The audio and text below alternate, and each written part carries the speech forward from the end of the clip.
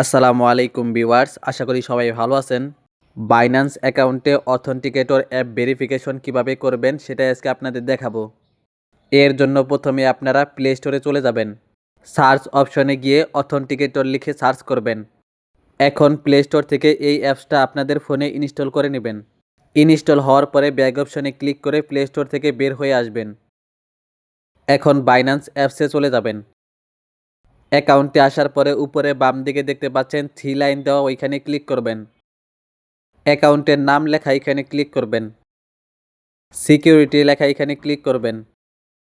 Authenticator app লেখা এখানে click করবেন। ইনেবল লেখা এখানে ক্লিক করবেন। এখন কপি লেখা এখানে ক্লিক করে এই লিঙ্কটা কপি করে নেবেন। কপি করা হয়ে গেলে বাইন্যান্স অ্যাপস থেকে বের হয়ে আসবেন। এখন অথেন্টিকেটর অ্যাপে প্রবেশ করবেন। গেট স্টার্টেড লেখা এখানে ক্লিক করবেন। এখন চাইলে আপনি এখান থেকে আপনার ফোনে থাকা যে কোনো জিমেইল সিলেক্ট করে দিতে পারেন।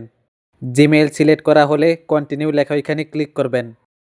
সেফটি পারপাসের জন্য এখানে স্ক্রিন রেকর্ড হচ্ছে না, তো আপনারা নিচে ডান দিকে দেখতে পারবেন প্লাস আইকন দেওয়া, ওইখানে ক্লিক করবেন।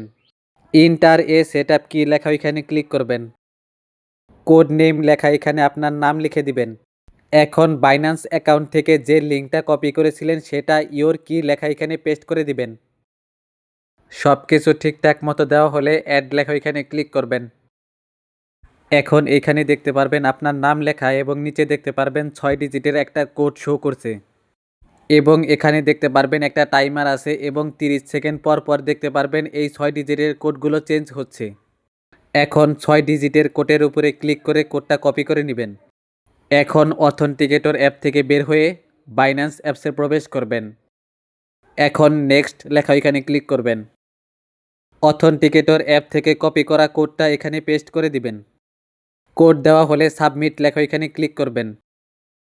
তো দেখতে পাচ্ছেন আমাদের অথেন্টিকেটর অ্যাপ ভেরিফিকেশন করা হয়ে গিয়েছে।